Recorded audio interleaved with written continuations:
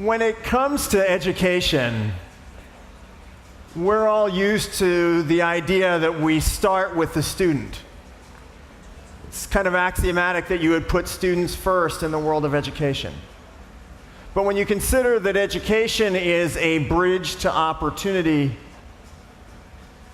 you start with the opportunity.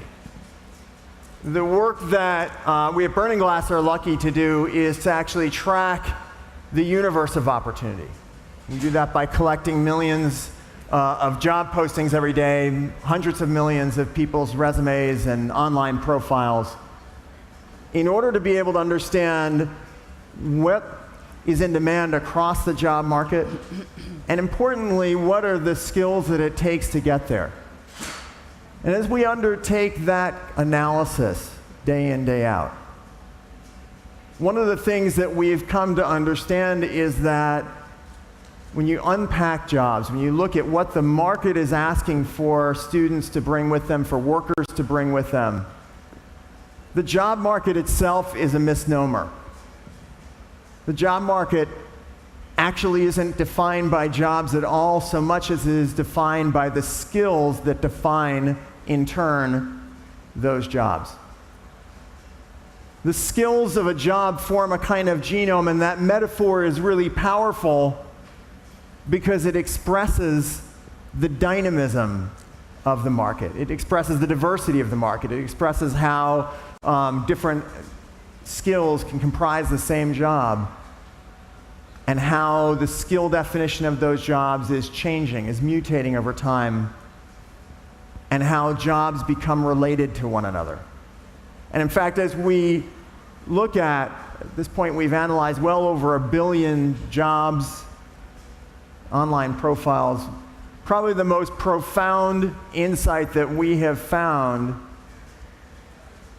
is that jobs are increasingly mixing. The skill sets behind jobs are coming together in ways that are bringing a new dynamism to the market. Here's an example of two different kinds of jobs that we're used to thinking about.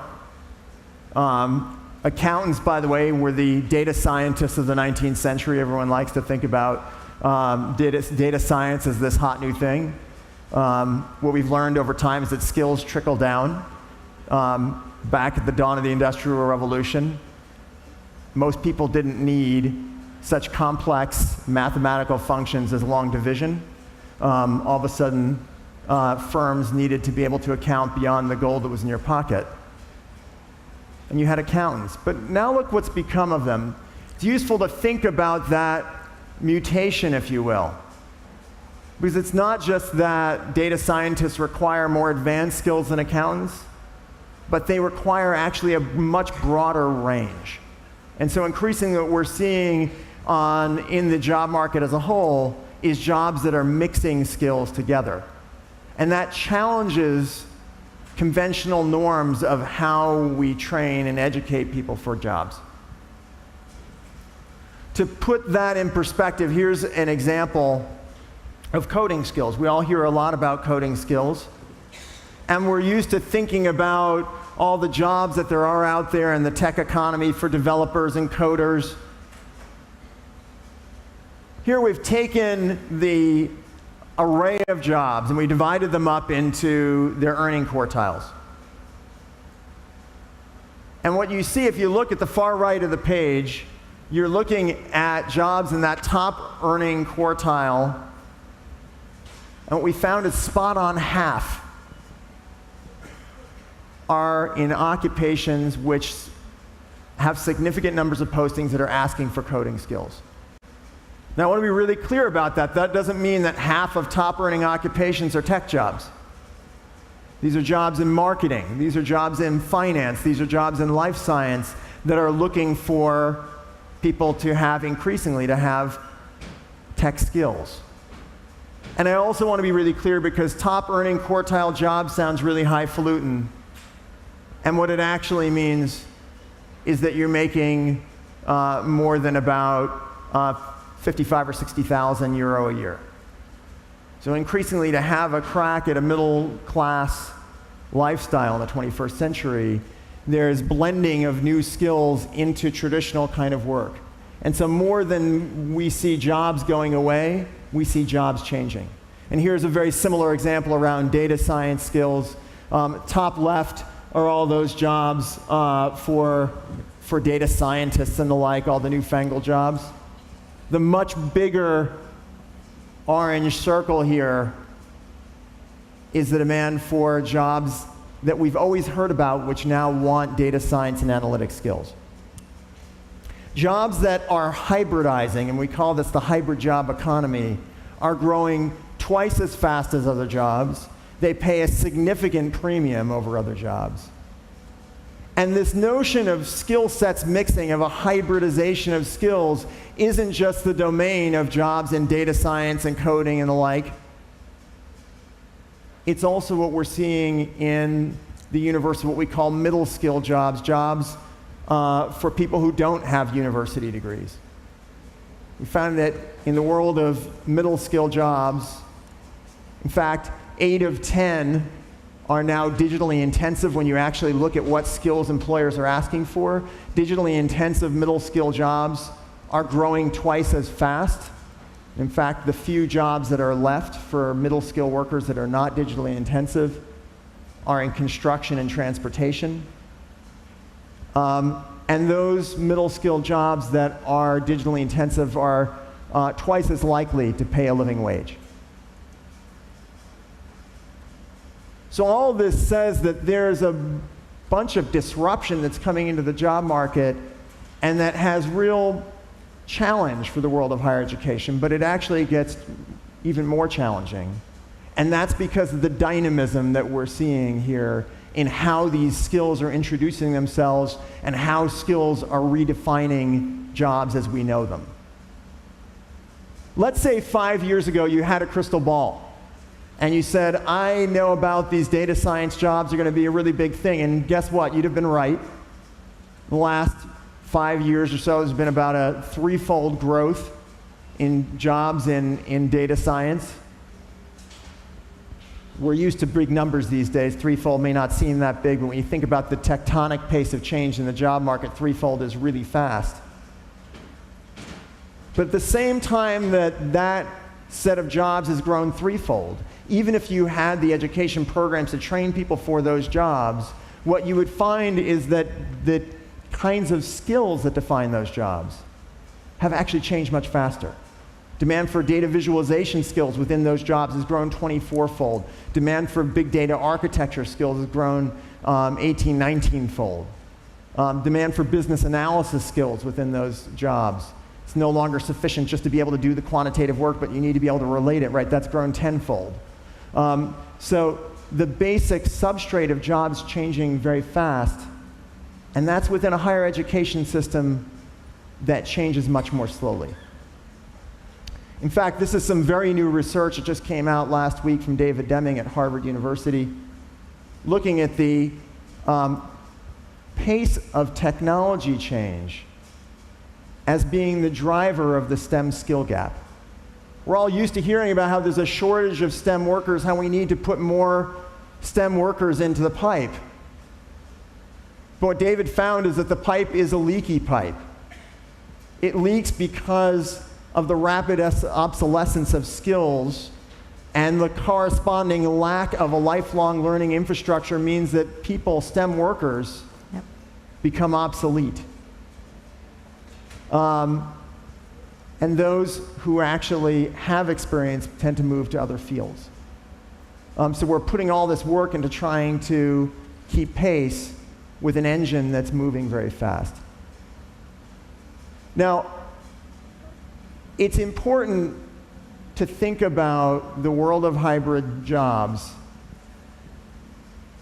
not just for the tech skills, not just for the data skills, not just for the design skills, not just for the business skills, which are orthogonally intersecting jobs that we're used to thinking about, but also for the human skills. Because it turns out the more tech-enabled a job is, the more data-enabled a job is, the more likely it is to demand intensive human skills. In fact, the most hybridized jobs are about 50% more likely, not less, to ask for creativity skills, teamwork skills, writing skills, and the list goes on. So it would be easy to think, okay, well, we can just abandon ship on the way that we've tended to teach in universities, and what we just need to do is teach vocational skills, and you'd be very wrong very quickly. Because the jobs that are the future of work are also the jobs that are most human. And in fact, one of the things we've also seen is that as careers progress, those human skills, whether they actually be human skills themselves, whether they be business skills that are cross-cutting across jobs, become more valuable as you rise, not less. We're used to thinking about that foundational skills as the bottom row of a pyramid, right? You know, the food pyramid that you learned about when you were a kid, where the cereals and grains are at the bottom, proteins at the top. Hard skills we always think are at the top of that pyramid, but it turns out that actually the further you climb, the more that the human skills actually define roles. So what does this mean for the world of higher education? These are huge challenges and they seem insurmountable, but in fact, those challenges afford a huge amount of opportunity.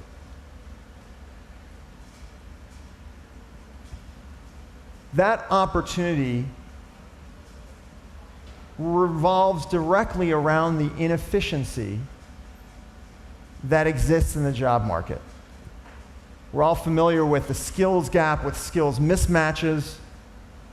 Wherever markets don't work, where supply isn't meeting demand, folks in the finance world would be the first to tell you that that's where there's an opportunity for arbitrage. Buy low, sell high. And it turns out that learning is the unique opportunity that people have to arbitrage in themselves, that employers have to arbitrage in their own workforce by bridging supply and demand at points of inefficiency in the market. Here's an example. If I'm a graphic designer with just vanilla Adobe Suite skills, I make $54,000 a year. If I'm a graphic designer as front-end web development skills, I make $76,000. It does not cost me $17,000 to learn HTML5. Buy low, sell high.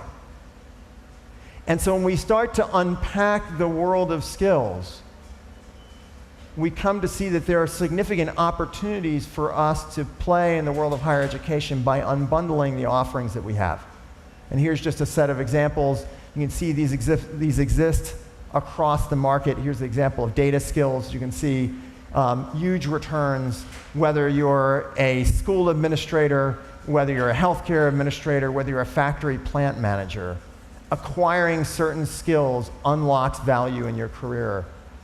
And education institutions and online education firms have an opportunity to be the conduits for that arbitrage. Importantly, the coin of the realm is not necessarily going to be degrees here. Now, I'm grateful to IE for hosting this event, for this wonderful conversation, and for IE's graciousness in having us here, so I hope you won't take offense. But it turns out when you look at the job market for MBAs, overall, MBAs, and then you look at the market for MBA skills, the kind of skills you would expect are packaged up inside an MBA, what you find is that a lot of those individual skills without an MBA pay more than the MBA itself. In other words, the sum is worth less than the parts. So what this really means is that there's an opportunity to take a more granular approach and a more real-time approach, and to build programs, to build learning and content that is designed to enable people to transition, to arbitrage. Here's an example of somebody who's a help desk, just doing entry-level customer support, making $40,000 a year. And here's how you can look at this specific difference between the skill genomes and say, hey, how do I develop a program that bridges that delta, that makes that help desk support person be able to make $12,000 more as a network supports person, or to make $30,000 more as a help desk manager.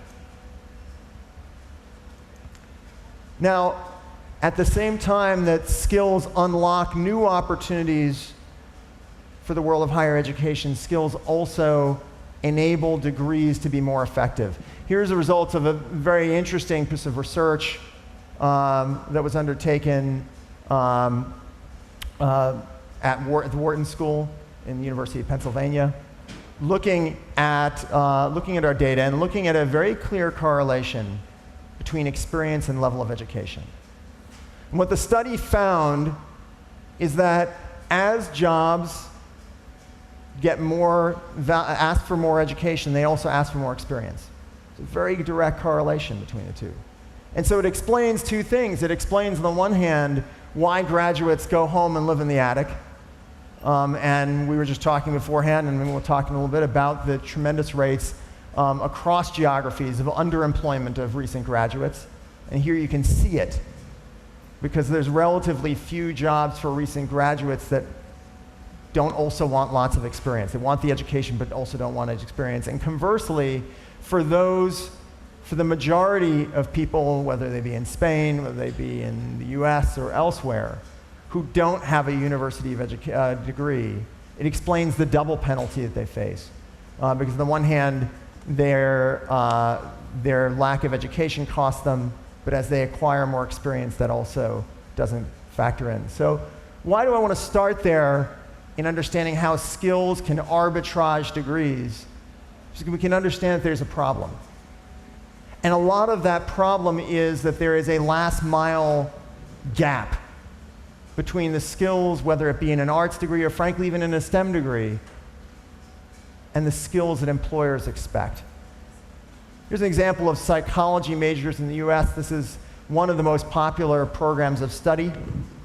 And there's a general perception that if you're a psychology major, that it's a pre-professional. You're going to go on and become a psychologist, you're going to go to PhD, you're going to become a psychologist. And guess what? It turns out that the significant majority of psychology majors don't. They stop at the end of their undergraduate degree. Psychology majors are often say, do you understand consumer psychology? Go into marketing. They actually make less than psychology majors overall. Psychology majors who've done some survey research in the course of their studies, maybe picked up R or SAS or SPSS, make almost $70,000. Literally almost a $30,000 difference in earnings. Not by switching out of psychology, but by taking a couple of extra courses. And we see that's true across programs of study. And here's just a set of examples around arts degrees, skills that arts students can acquire that unlock significant numbers of opportunities for them and significant pay premiums in many cases. It's key as we think about complementing degrees or creating new programs that we realize that not all skills are equal. And in fact, there's certain sets of skills that are both growing fast and are hard to fill, and that's where we need to focus, because when you focus on where the market is already in pain and is likely to be suffering further, that's where employers are going to be most willing to consider graduates and to value graduates from different backgrounds. I want to just wrap this up by talking briefly about how this same notion of arbitraging in skills can apply at the meta level of the macroeconomy. Did a report together with the Boston Consulting Group for this year's Davos, where we looked at the question of automation, and we weren't interested in, hey, is 70% of people going to lose their jobs, or are 30% of people going to lose their jobs? We said, regardless, we know there's a lot of people who are facing displacement. What do you do about it? Now, one of the encumbrances usually to thinking about opportunities for people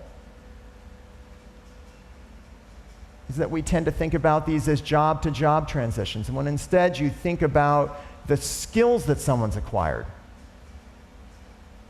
and you think about how the skills of their current job relate to other jobs, it opens up many more opportunities that can be bridged more efficiently, more quickly. And in fact, most people, instead of facing very few options at a significant loss in pay, with 6 to 12 months of training,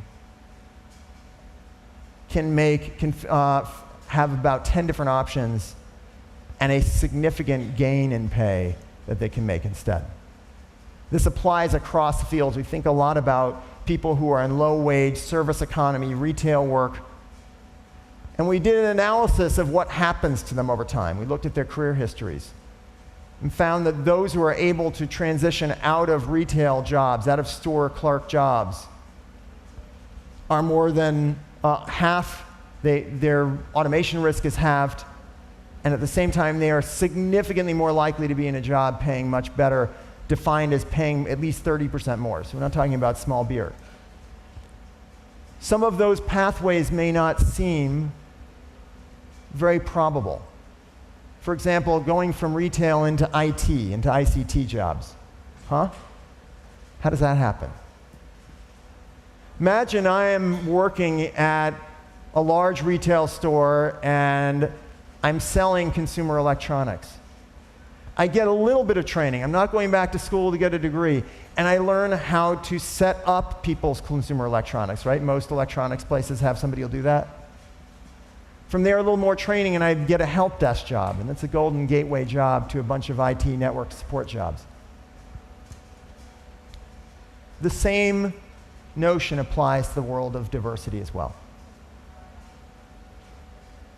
where we all know the tremendous importance to the workplace, to the 21st century economy, of greater participation of people of women, people from diverse backgrounds. Very often we're used to thinking about the landscape of talent as a zero-sum game. There's a fixed set of people who have those skills, who are women, who are people of color. And in fact, if instead you look at pools of talent that don't necessarily have the same job title, that don't necessarily have all the skills, but you start to think about how can learning bridge the gap, all of a sudden you are opening up pools of talent that are much more diverse and providing access for people who have often been denied opportunity. That's the power of skills. And so as I think about where opportunity is in the world of education, I think about a couple of models for the disruption they urge us to think about. One of them is Spotify. There's enough of us in this room who remember having to go out and buy a record or a disc because you wanted to buy one song. Spotify changed that. You didn't need to buy the disc. You buy the song. I need to buy a skill because that skill will bridge between me and opportunity, will allow me to arbitrage in myself. And so we increasingly need to think about how we bring Spotify to the world of higher education. The other is a model of online marketplaces like Zillow that make data transparent, that enable people to see where opportunity is and to navigate themselves to it. The ability to think about jobs as having a genome that's defined by skills enables us to unlock opportunity. Thank you so much.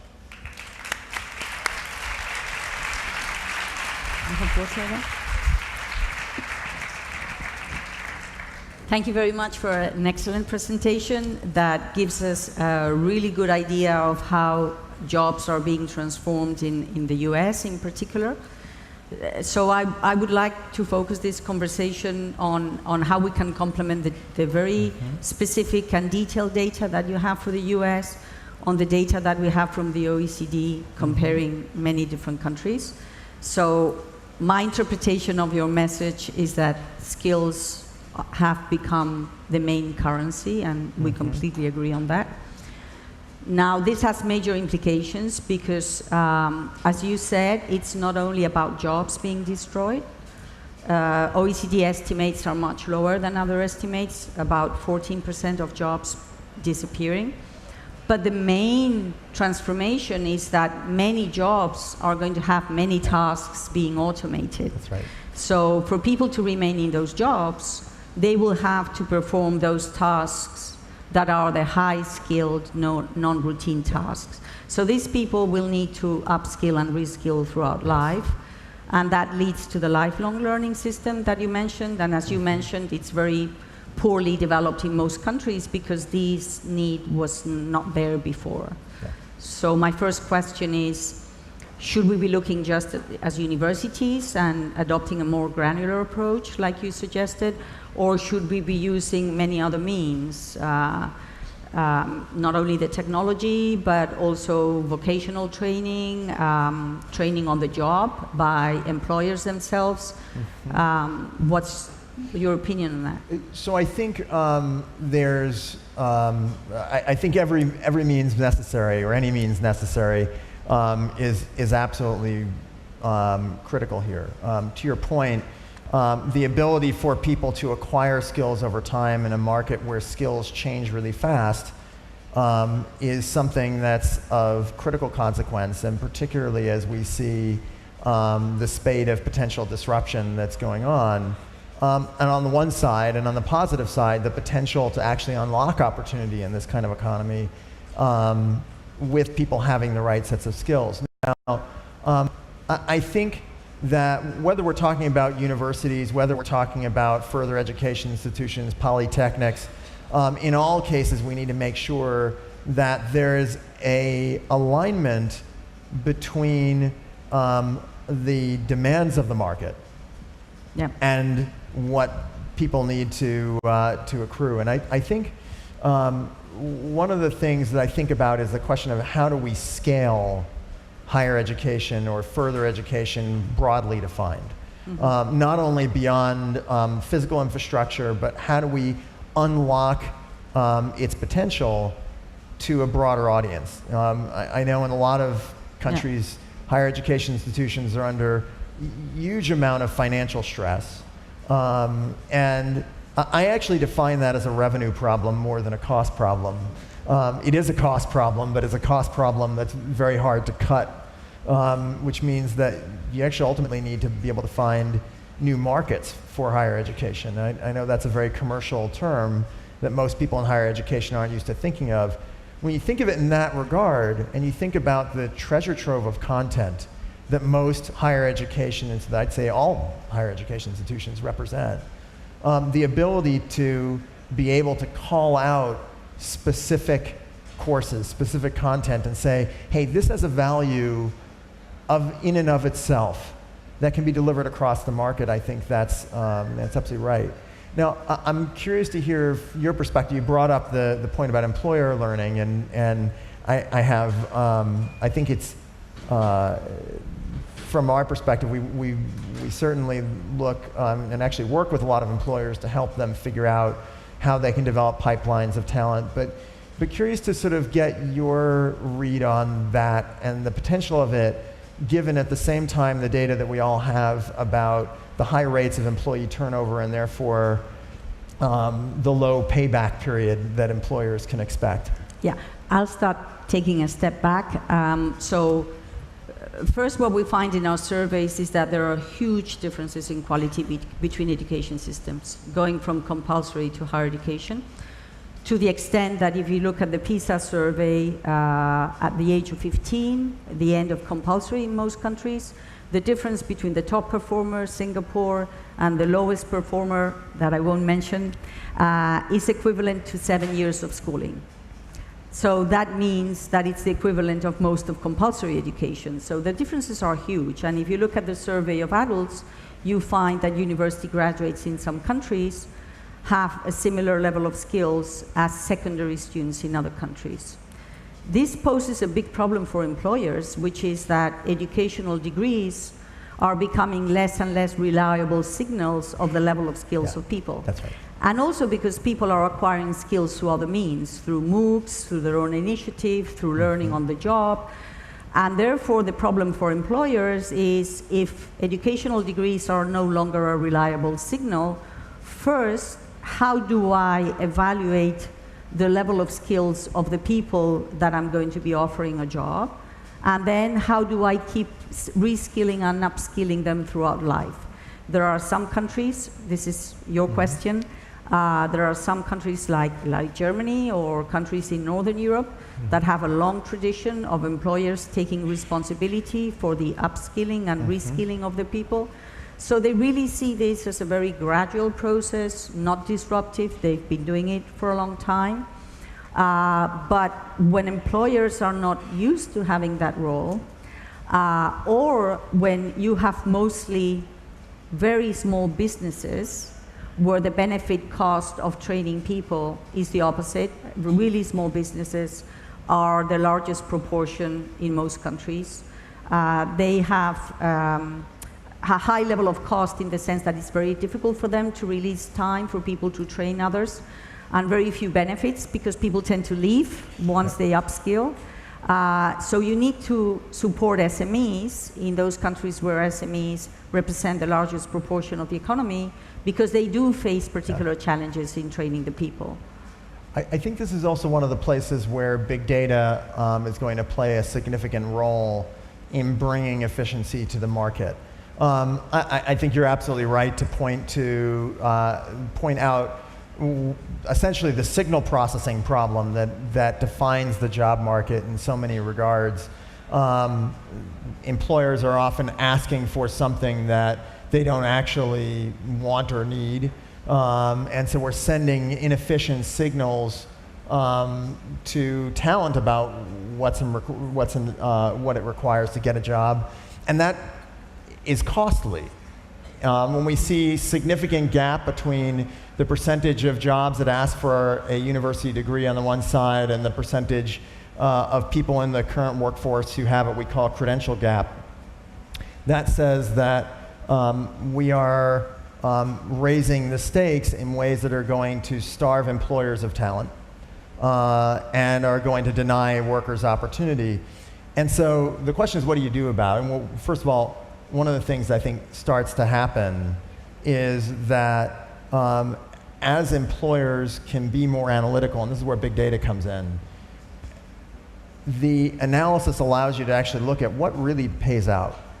When I hire somebody with a university degree into a job as an executive assistant, does she actually do a better job for me, or does she actually leave after 6 or 12 months because she's got her eye out the door from the moment she comes in? And I think increasingly we're starting to see firms do that kind of analysis, which I think will help. The other thing which I think is going to help significantly here is the work that those of us in the world of education can do about lining up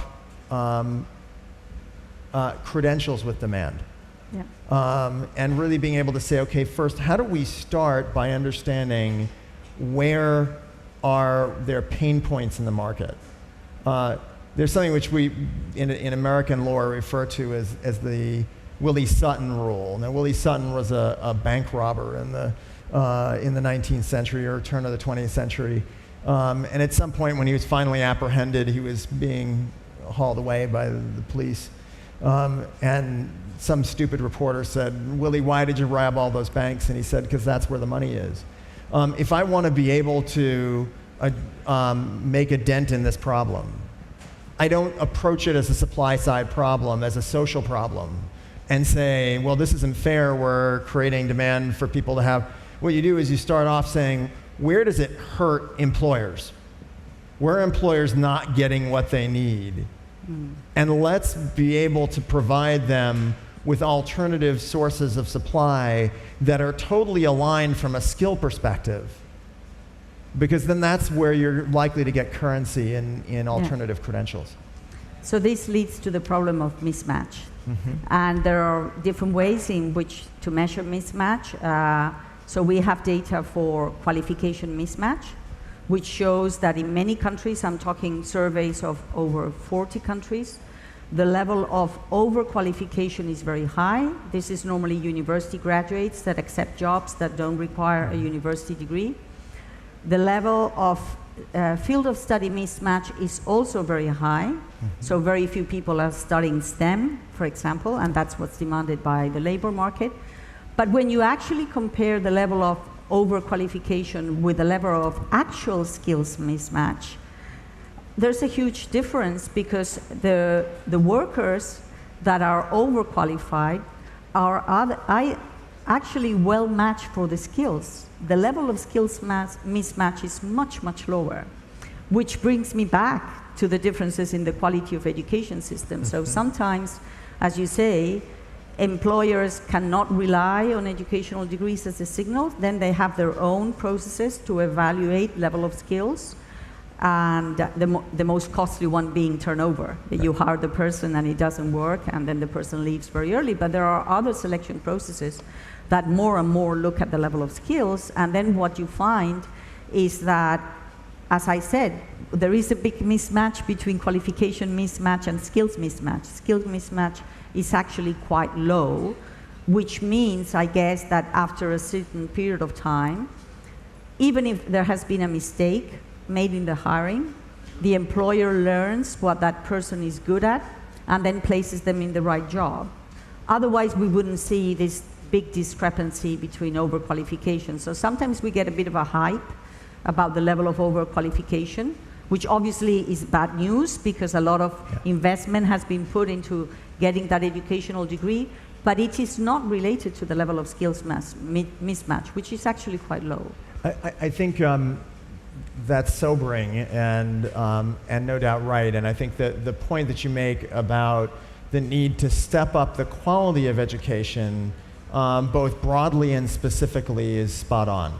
I say broadly in the sense that we need to build out the foundational skills that enable people to acquire skills over time, and we need to make sure as well that graduates don't leave university without the key specific skills that are going to help them to bridge across to employment. We've also studied this question of underemployment, i.e. graduates coming out of university and taking jobs that don't require a university degree. We find even in this white-hot labor market, in the US, for example, about more than 4 in 10 graduates are working at below a university level. And what's more interesting, and I think more, again, sobering, is that those who, we're often used to thinking, well, you kind of figure this out over time, these things will work out. But what it turns out is that actually those who are underemployed to start are 5 times more likely to be underemployed 5 years later. 3/4 of them are still underemployed 10 years out. So we're taking a lot of money, a lot of efficiency out of the economy, a lot of cost, in order to channel people into degree programs that don't actually lead anywhere. And I would argue that there ought to be a Hippocratic oath in the world of higher education to do no wrong. Well, with the expansion into higher education, there's been a huge diversification of degrees. What I think it's really important is that people have this information on what are the consequences of different choices. What are the levels of employability of different fields of study? What are the levels of earnings that you can aspire to have? Because often people make these choices without enough information about the implications, and then they can choose whatever they want, but once they know what the implications are. And this is what it seems to be missing in most systems, actually. Yeah. The reason we do the work that we do is because we feel people need a map. And that's true on both sides of the equation, whether you're a learner or a worker. If you can't see where opportunity is, then you wind up moving from one job to another without any real progression in your career. You often make bad choices, take on a lot of debt in order to acquire degrees that don't pay back. If you're an employer, likewise, employers don't buy anything, most corporations don't buy anything that's important to them on the spot market, and yet the most important factor of production in most companies is labor, and we buy labor on the spot market. And I don't think it's that employers do that because they're short-sighted or stupid. They do it because they can't see where the market is, and they don't have the data.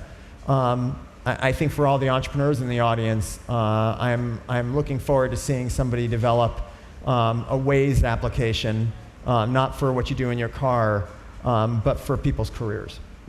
So one last question, just 4 seconds. How far ahead can we anticipate what skills will be needed in the future? Number of years.